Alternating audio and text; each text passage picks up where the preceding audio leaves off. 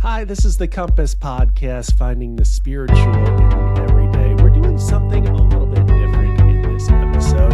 I've just come back from a trip to Virginia. I'm very excited about because we were exploring some really innovative expressions of church out there, and I'm looking forward to sharing the stories of those ministries with you, as well as kind of bringing in the question of what we're talking about when we're talking about church. With some great stories. I also brought back a case of COVID, so I'm not 100%. Again, my voice sounds weird. That's the case.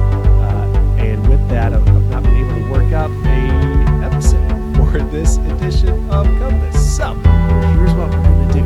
I'm actually going to borrow a topic from my other podcast that I produce called the Mycom podcast. And this is actually we're borrowing a whole interview. That's with Reverend J.J. Warren.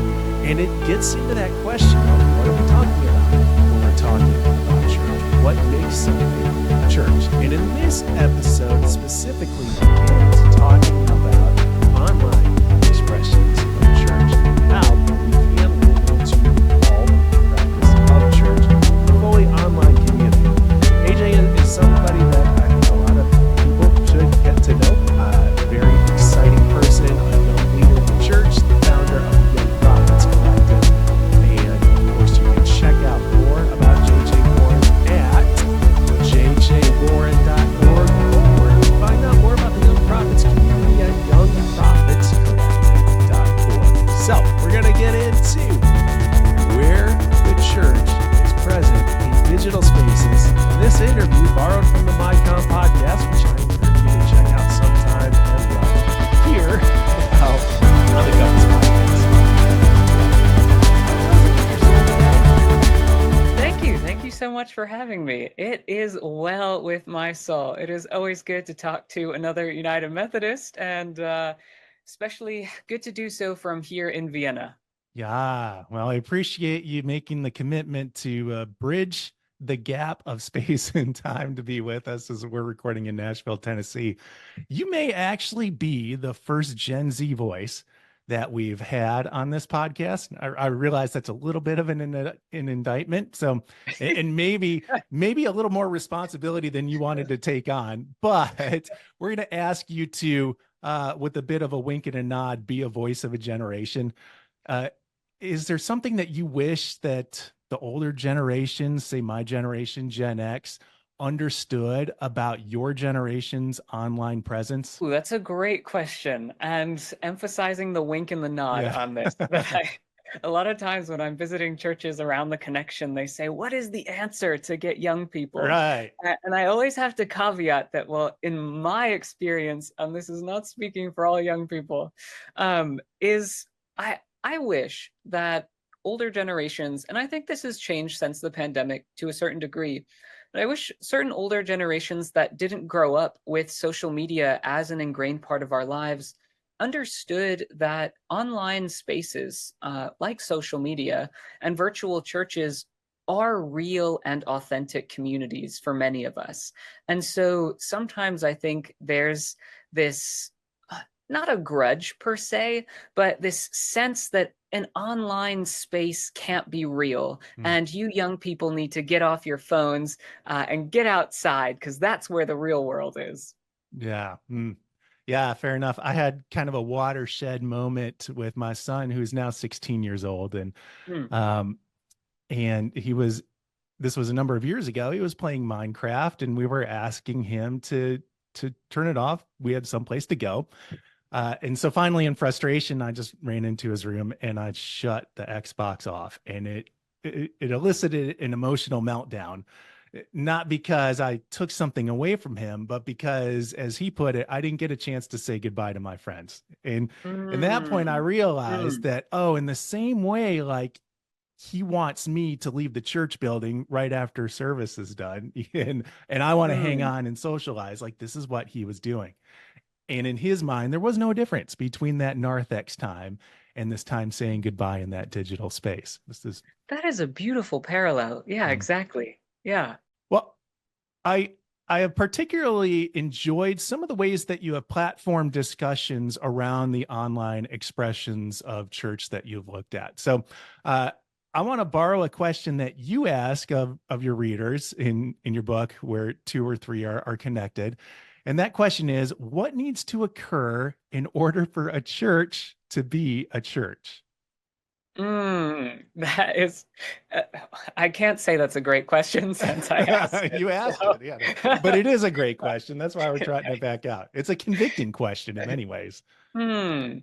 yeah, and some of this it's always been my fascination ever since I was a child with the church and uh, playing communion, which maybe isn't okay, but I enjoyed it in the backyard. And I'd set up with my younger brother. We would set up little plastic chairs in the weeds, and that would be our congregation.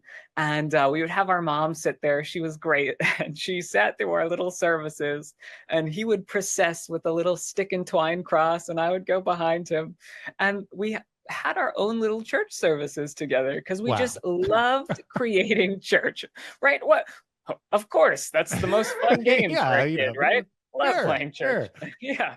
I mean, I didn't maybe necessarily do that, but yeah. And so this idea of what is the church has always been something that's fascinated me. And so I think as I think about what does it require to be a church, the pandemic threw us into asking that question in ways that we should have been asking all along, but had the privilege of not having to ask in a lot of communities. Now, of course, there are great churches out there, and Mycom was doing a great job of this, of saying, well, what does it mean to be the church? And let's have articles about how we do certain parts of our church life online. What Hmm. are the best ways that we can facilitate that? But I think for me, um, being the church online requires, and I talk about this in the book, in Where Two or Three Are Connected.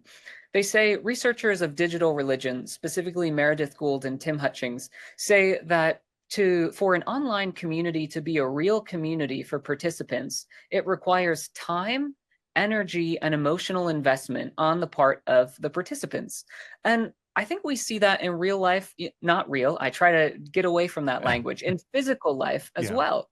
That in our physical lives, our communities, for them to be real to us, they require us to put time into these relationships, to invest our emotions, and to put our energy into this community, that it's something that matters to us. And so those parallel online, that we need time, energy, and emotions, so that layperson 367 isn't just a random person I'm commenting or chatting with, but that's John in Australia, whose life story I have come to know, and whose daughter is my Instagram friend, who goes to this coffee shop that we both happen to know the owner of. And it's those connections and that time and that energy and those emotions that make a community real online. Now, for a church, then I'd have to say you have to read Where Two or Three Are Connected, because I believe that the four marks of the church, from our creeds, right? That the church is one, holy, Catholic, and apostolic. That these four marks are important for us, and not just for me as a nerd, as a theologian here at the University of Vienna, but for all of us to understand that when we say we are the church, we are inheriting hundreds of years of tradition that inform the way in which we understand it, whether we are continuing certain traditions and even in our protest of certain traditions. But everything, our embodiment and our protest, our continuation in protest, rather, is all playing back with and against tradition. And so understanding those four marks in a digital age is essential for us to say, yeah, what does it mean for us to be one online? What technology is the most conducive to oneness? What does it mean to be apostolic, to be sent in new ways? What does it mean to be sent on Instagram? How do we Mm, do that well? How do we do that ethically? And questions such as that. yeah. Well, I want to tune in a little bit to what you mentioned about emotional connection. That's one of the aspects of what creates, I guess, a relationship or a community. And as you put it, it's a church community more specifically. So for many of us, we are attracted to online spaces because they offer a sense of anonymity. And that can be Mhm. awful sometimes, right? Because people Mm, will hide behind that anonymity to mm. say some of the worst inclinations of their hearts. And that in itself can put up a bit of a barrier to building emotional connections in digital spaces. So, are there some ways or some platforms that you have found it helpful in creating an emotional bond or connection with people in digital spaces? Yeah, and I think that's a fascinating point that on the one hand, there's this idea of I think maybe in the early 2090s, if I can remember way back then when I was even younger than I am now, um, there's this idea that communicating online is totally anonymous, right? I remember when a Mm, chat room was first starting, and my sisters would be using chat rooms and messaging with people that I can't remember if they knew or not. And to a yeah, certain probably degree, not. right? And to a certain degree, I that still happens, but I think with not only the amount of data that all of these websites are tracking, they know who we are, but also for me, social media platforms, and for I would guess a lot of Gen Zers, social media platforms are intimately personal. They're Mm, necessarily personal because that is an extension of ourselves, and that is part of the realm in which we live, that it is not discontinuous with our offline life. And Deanna Thompson talks about this in her book, Virtual Body of Christ from Abingdon Press, that the in many ways, online spaces can be more incarnational, may allow us to encounter each other's humanity more deeply, uh, because they allow us to share parts of our stories that maybe we wouldn't feel as comfortable sharing if you and I were sitting down at a coffee shop surrounded by people right now. That we mm, have some intimacy in this space that allows us to communicate more deeply, and sometimes that anonymity, um, in a different sense, sometimes anonymity allows people to go deeper more quickly. So in a lot of the mm, couple virtual churches that exist out there, they some of their testimonies have been that if folks participate without using their real name or their image, that sometimes they feel more comfortable sharing more about themselves more quickly because they have that safety of being anonymous. That isn't necessarily my experience because I don't use platforms anonymously. And most of the church that I work with in our virtual church, Church of the Young Prophets, is using and inviting people's personalities themselves from social media and to gather us together in a virtual space. And I'm not sure if this is the right time to talk about that or a little bit later on. You let me know. yeah. Well, Okay. you can, if you had more to add there, we can complete that thought and then we'll get into the practicalities of the Young Prophets Collective. Yeah. So I think that your question about platforms that are conducive to fostering relationships in a way where we often think of being online as being anonymous.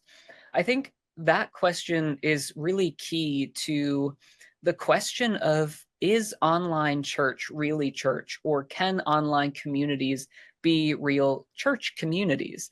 And I think that question that you asked is the better question. Is what about the ways in which we're gathering online are conducive to fostering authentic relationships? Not Mm. can technology do it, because during the pandemic, almost all of us were forced online. So we did experience having church online. So I think that first question it's out the window. For me, taken for granted. The answer Yeah. is yes. So the second and more interesting question is, yeah, which platforms allow us to engage more authentically? And I think that requires more two-way communication. So platforms like Zoom, as opposed to a simple live stream that's only one directional. If you're using a one directional platform, utilizing the chat and whatnot, but finding platforms that allow for more communication both ways and aren't just one directional will be key for us to creating authentic communities and real churches. Well, Church of the Young Prophets, this organization that you've started in conjunction with the Young Prophets Collective, is an online church. As you were founding that, were there certain aspects that, or I don't know, we can think programmatically, like programs that you felt like it was necessary for us to identify how we're going to do this in order for us to be a church? And you mentioned two parts of it. So on the one hand, Mm, Young Prophets Collective is a 501c3 nonprofit that I founded in the aftermath of General Conference 2019. For those of you that are watching the visual here, you'll see the pink blazer, and that became my beacon of during that general conference, sharing a few words of my story, and that resonating with a lot of young people around the connection. And from that space, realizing that even when our church is making decisions that exclude a lot of people, there are still a lot of people in the church, especially young people, who say, we're still here. We still have something to contribute. And so to me, that's the prophetic voice that says, we know something's not right here. We're not going to leave, though. We still have something to say. We feel God is calling us to prophesy love into this context of division. And so that's where Young Prophets Collective started. And that was before the pandemic. And we were always online simply because we were young United Methodists around the world. So mm. we had no other option. And so we'd meet on Zoom. We met over Slack for notifications for, talking about different topics and education. And slowly that evolved into a worshiping community, which is now supported by the New England Conference of the United Methodist Church, Church of the Young Prophets. Okay. When you were starting that Young Prophets Collective, did you envision that you were going to move into it being a worshiping community? Or did you have an Not at all. initial? All right, there was no vision for that ad. Okay. Not at all. At first, we were just a hodgepodge group of young people from around the world who said, how do we help churches in this time? How do we show that young people have a voice in the church? How do we help shape the future of the denomination? Because we're not only the church of tomorrow, we are the church of today. And even, as a young person who was at General Conference, a lot of the conversations about the future of the denomination didn't include young people. Hmm. And so it was important for me for that to happen. But then in the process of writing this book, and to do that, I interviewed United Methodist pastors around the world. So United Methodist pastors in Kenya, in the Philippines, in Singapore, in across Europe and the United States, to ask them how their understanding of church had changed because of the pandemic.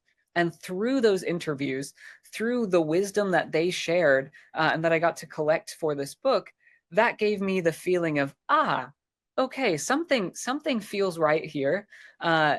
This feels like the groundwork of perhaps a next ministry for Young Prophets Collective, is to say, yeah, how can we use these insights that everyone has shared with us to create a space where folks feel welcome, feel affirmed, and feel like they have a church that's accessible to them. In conducting those interviews, what were some discoveries you made that were really surprising to you? Or was there one in Hmm. particular that stuck out that Hmm. you were like, I did not anticipate that being the reality? Yeah.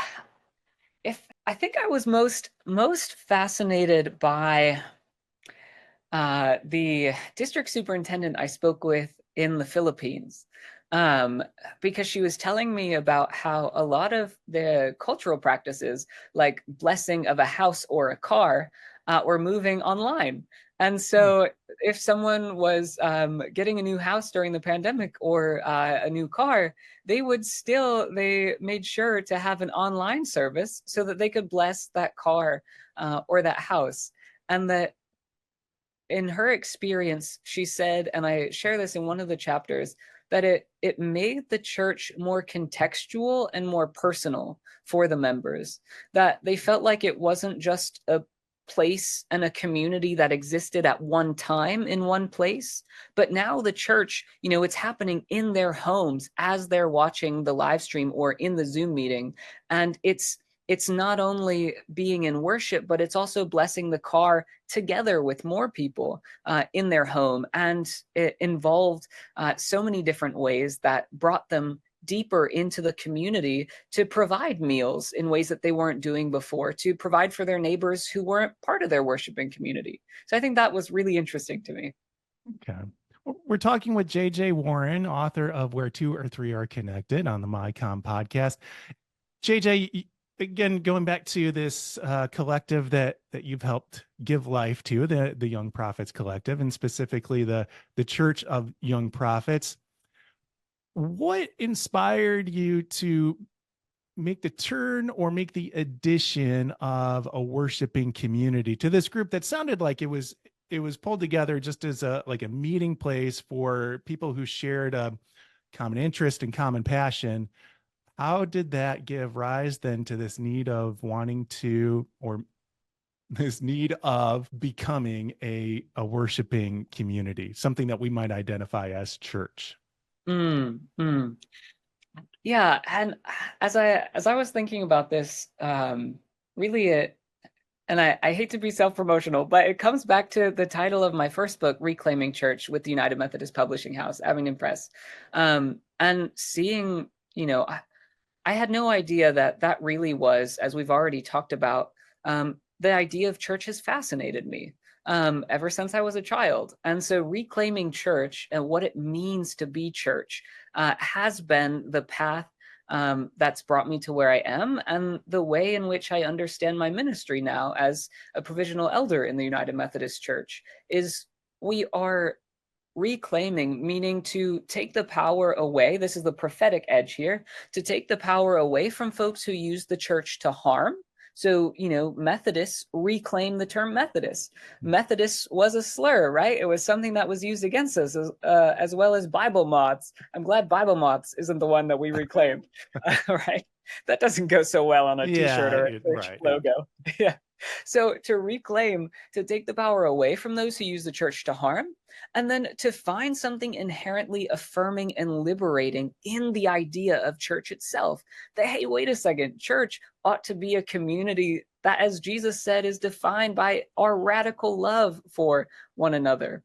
And so Church of the Young Prophets grew as I recognized that a lot of young people um, are turned off by the church, are not religious because of so much harm that has been done in the name of the church. And so even entering a physical church is a barrier, not only physically for persons with physical disabilities, but also emotionally and spiritually for folks who have had those bad experiences with the church. So creating a space that sort of eased and lowered that tension as much as possible to say, okay, you don't have to step foot in that building that is physically and viscerally triggering for you or inaccessible. You can come to a place where you have more agency. So you have the opportunity at Church of the Young Prophets. We meet in a platform called Gather that I'll show you in a bit. But in this space, you have the opportunity to decide, will I turn my camera on or not? And that's totally okay to not. Will I turn my microphone on or not? And it's totally okay to not. Will I chat in the chat?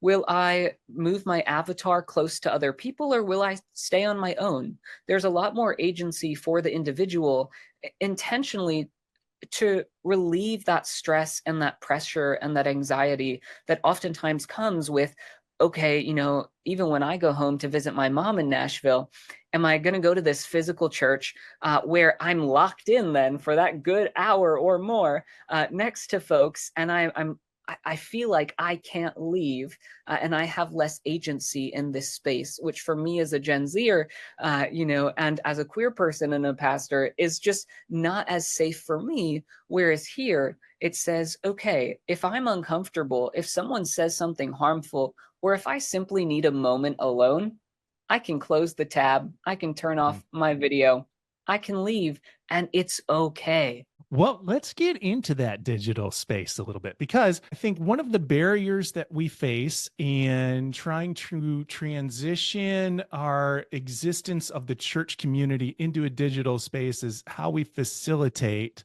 a sense of proximity to one another. And Mm, I think mm. that you've come up with some ways of beginning to bridge that together. So let's take a look at what that looks like in in your context with Church of the Young Prophets, if we can. Yeah, and I love how you said proximity, and you can see Church of the Young Prophets now, right? I can't. Okay.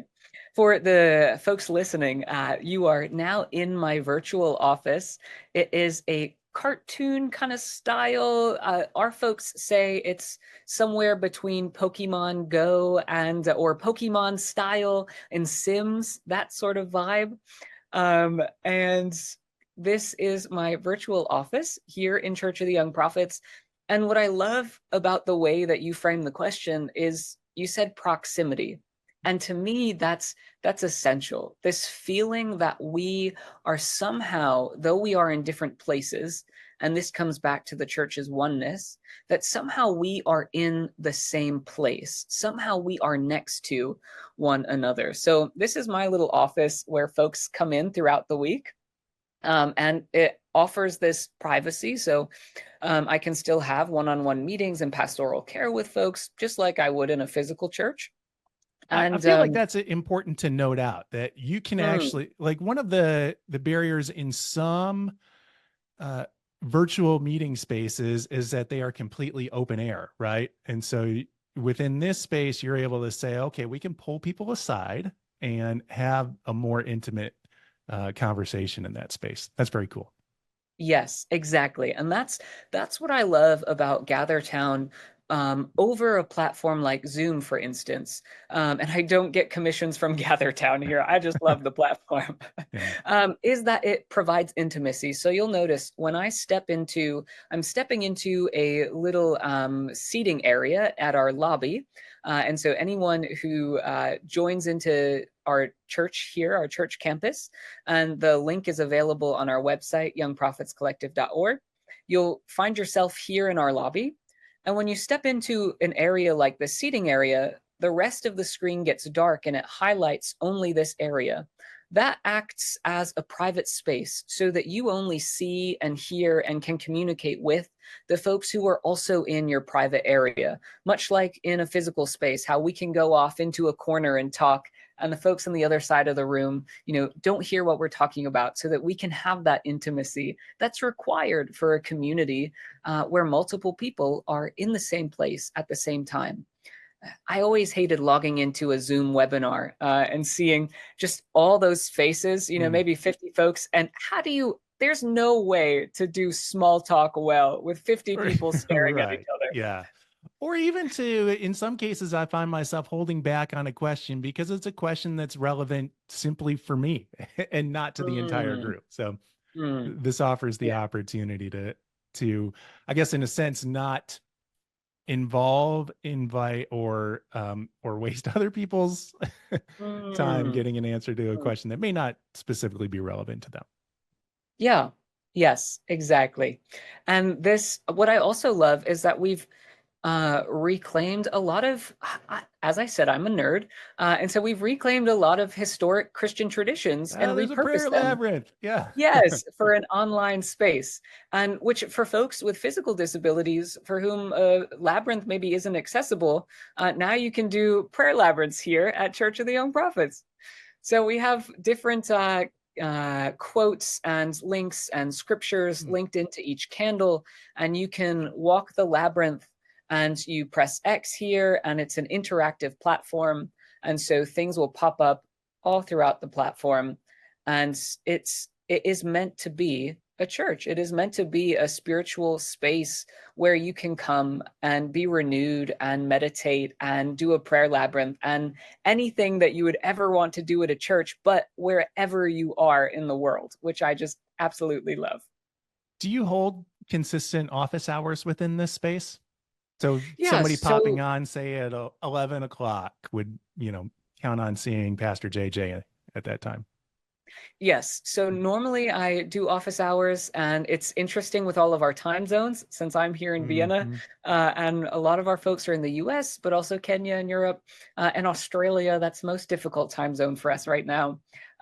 Is I'm here on Mondays for 2 hours and Thursdays, and then we have different services to try and accommodate different time zones. So our weekly worship, and I'll walk you up to our sanctuary here.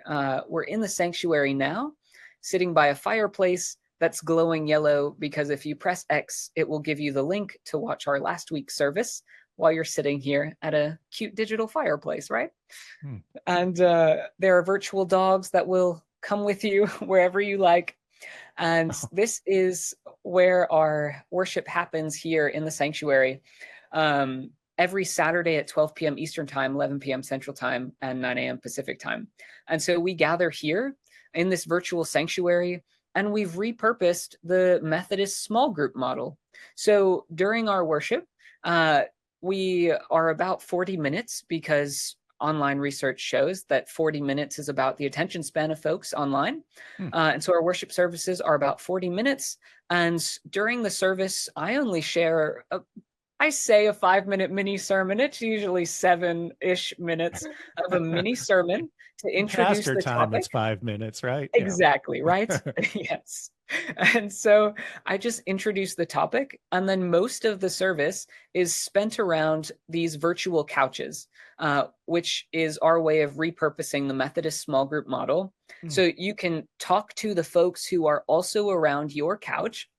And so keep in mind when you're here, you're talking with folks from around the world. So you're talking with folks from Uganda and Kenya and California during worship. And we reflect on 3 questions as part of our worship. And that's the majority of our time is talking together, sharing the wisdom from each person's experiences, and discussing how the theme of the day, and normally we use the lectionary. United Methodist Discipleship Ministries offers us great resources, which we often use, and to talk about how that theme is not only applicable to our spiritual lives, but in real Methodist Wesleyan fashion, how it calls us deeper into our communities wherever we are around the world. One of the things I know you've thought through is how you involve people once they kind of enter into the space. Can you take us through that journey a little bit? So, say, for example, I decide that I'm going to come and fishbowl, in a sense, the next worship gathering. What would that look like for me? Thank you. That is a really great comment. So we try to be, along with our call to be as accessible as possible and to give more agency to each person who worships with us. That means creating intentional space, because I know for me at least, when I enter a church, whether it's physical or digital, I feel like there's the expectation that I need to be present, meaning I need to participate. And so I would feel the burden of, yeah, I need to turn my camera on, I need to unmute. And so if you're like me at all in that way, then we also have created spaces. Is that a yes? I see some. Yes. Yeah. Yeah, So, slightly. yeah, even Yeah. past the fishbowl, I guess, experience. That was the wrong term for it. But if I'm looking to, if it's my first time, I'm a first time visitor in your worship Yeah. space. Yeah. What does that journey look like? Yeah. So once you get in here and you choose, so you click the link on our website, youngprophetscollective.org. It says click here to access our Gather campus. Um, Once you click that, you enter your name, your pronouns. You can edit your avatar to reflect any features that you would like it to have, including mobility devices like a wheelchair. And once you've done that, it'll say, welcome. Who would you like to see? And you click on anyone who has greeter in their name. This is only for your first time in. If it's your first time visiting, that's how we keep the space safe from Zoom bombing, for instance, something like that. And so you click on someone who has greeter in their name, you're admitted, and you're welcomed into the space. And at that point, you can either turn on your camera and mic or not, and just put in the chat, hi, thank you for admitting me, or whatnot. Glad to be here. And we have lots of tours of the space on our Instagram to try and give folks an understanding. But normally the greeter will put you right here in the sanctuary. And if at that point you'd still just like to be present but not participate, you can come to this couch in the middle that says quiet area. And so if you step here with your avatar, no one will bug you, and you can no social expectations to participate whatsoever. We're just happy you're here, that you're present with us for worship. There was another cool feature that I saw lifted up on your website that once your avatar comes in close proximity with somebody else's, then an additional window appears. Can you tell us about that a little bit? This is the other thing I love about this, and it comes back to that proximity and intimacy that you talked about. So if someone else is in the space, you'll see my R2D2 bot here. I'm a Star Wars nerd, so we had to name it R2D2. Once R2D2 comes close to me, right now I'm in a private space, so R2D2 can't see or hear me, and I can't see or hear R2D2. But if R2D2 steps in here, now we can see and hear. The camera's off, but you see the face of the avatar here. And so you would see and hear and would be able to talk to one another in a private space, much like in a physical church if you wanted to chat after coffee hour. Now, if you're not in a private space, for instance, if R2D2 and I were walking outside here, just in the sanctuary, when we get close to each other, his image gets bigger and more colorful. When I walk away, like a physical space, it starts to fade out. And then you'll notice it disappears so that it mimics the spatial aspect of a physical gathering in a way that Zoom or Facebook Live just can't. And I love that about this space. Yes, that is very cool. Do you get a sense of how people are discovering the Young Prophets Collective in the Church of the Young Prophets? Um, it's a lot of word of mouth right now for the folks who have gone through our Young Prophets cohort program and have been part of our community for a while. Instagram is our main area. We say we have several campuses at Church of the Young Prophets. One of them is Gather, and for me, this is a bias that I have that I also had to check. That for me, when I think of my virtual church, this virtual church, I think of it as Gather. I think of that as the main campus. But church is beyond a space, whether that be a physical or a digital space. And I had to check that for a digital space as well. So another one of our campuses is our Instagram account with Young Prophets Collective. And we try to post resources and links and just content that's specifically designed to engage people's spirituality on Instagram. So that's another way that folks are finding us and how we are trying to navigate that.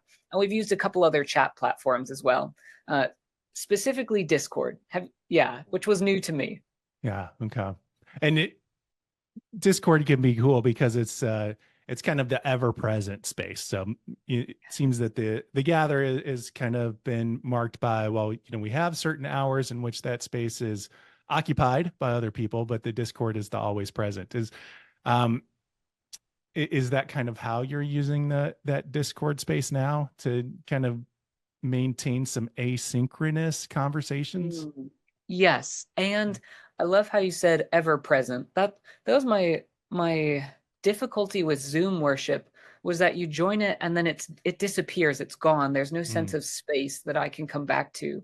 And that's one of the reasons I love Gather is, and a lot of our folks will use physical language of, I'm going to church. I'm entering the sanctuary. And it is a space that is always there. So even if we don't have a worship service happening or office hours, everyone, once you're admitted the first time, you become a member and you're able to come back whenever you'd like, so that you can go to the labyrinth. You can play games on our rooftop lounge with a friend who happens to also be there, to give that sense of ever-present space to go to.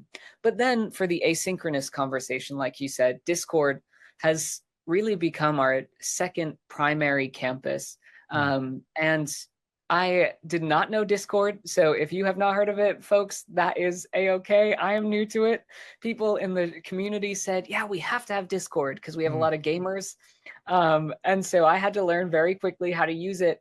But it really is, that is one of the spaces where we experience church the most, where we have conversations throughout the week, where the worship questions are shared and people can chat in a thread, where we have a prayer channel, we have spiritual resources so folks can find different activities online and can just chat and share what's going on in their lives with one another in a way that is intentional, so that it's not random online strangers, but we intentionally have an introductions channel where once you're added to our Discord server, you're invited to share a little bit about yourself. in a designated channel for introductions so that if a new person comes in, they can look through this channel and say, yeah, I know Ryan. He's that guy that works at that really cool pastor that's in Nashville. And questions can become more personal and more intimate of, how's the weather in Nashville? Instead of, hey, Discord user 76. Yeah. That was about you. Yeah. Cool. Yes. Well, I appreciate you leading us through the whole experience. I do have one more question for you, JJ. If JJ of 2024 were to send a message back to JJ of 2019 or 2020, the JJ who was kind of lifting off the ground the Young Prophets Collective, what is one piece of advice that you might give yourself? Maybe avoid doing this. It's not fruitful, or, definitely get to doing this as soon as possible. Yeah. I think I would tell myself to rest, that it is okay, and that things will evolve, and that communities will take shape naturally. It takes intentionality, but it doesn't take all of my energy. And I think that has been a really powerful lesson for me in this virtual church experience, is to say, creating these communities or extending your physical church online in a real multi-directional way. It takes energy and intentionality, but it doesn't have to be exhausting. That I can just bring myself, and we can just bring the relationships we have to this space. And if they are healing and if they are filled with love, they will resonate with others. And that is enough. Okay, so I'm making a liar out of myself, because this leads to another question that I have for you. And it's one that I think a lot of people can relate to, because first of all, ministry in and of itself can be exhaustive. It can be hard to set up boundaries. Digital ministry can be a little tougher to set up some of those boundaries because of the always on aspect of it, right? What are some ways that you kind of set those boundaries around yourself so you do have purposeful time of rest? That's fantastic. And now you sound like my board of ordained ministry. Wonderful that they are asking that question, though, right? Yes. As we it's talk not about how are you going to do boundaries, more, it's how are you going to rest more. Yeah. Yes. And the potential pitfall of, okay, as a Gen Zer, most of my life is online, and now church is online. Where's the separation here? Is there any separation? How do I still set boundaries? Whereas before, maybe it was, I'm not going to go to the church office on these days, but maybe you'd still get phone calls and emails. But in this way, what I've tried to do is to identify platforms that are mostly for ministry for me, and platforms that are more private. So, for example, most people in the church community don't have my phone number, so that is not an option for texting. The way that they can contact me for church-related or ministry-related things is email or Discord. And for Discord, I also try to keep certain hours. So I will not be on Discord most times, at 11 p.m. I will be offline, and they know that that's okay, that I will get back to them in the morning, my time. And so that's been a boundary. And another is just maintaining a Sabbath. So the community knows that on Sundays, I am totally offline, since we meet on Saturdays, so as to not interfere with in-person churches folks might attend. And so on Sundays, I'm totally offline. I try to get away from a screen, get outside. And that's a way that I've been setting boundaries for myself. Cool. All right. And if you want to see the video for that, it's available on YouTube. It has all the cool displays that JJ took us through, so you can peer at that stuff there. More episodes of Compass are on the way. Again, we're going to be talking about the excursion that I had to Virginia. Also going to be sharing about rage prayers, some exciting things afoot. So stay tuned for that. We'll be back in 2 weeks' time. Hey, if you're interested, check out the Mycom podcast. If you're a church leader who wants to know more about how we're developing tools for the digital age and building our digital ministry toolkits, that's the place to go. My name is Reverend Ryan Dunn. Look forward to talking to you again soon. Peace.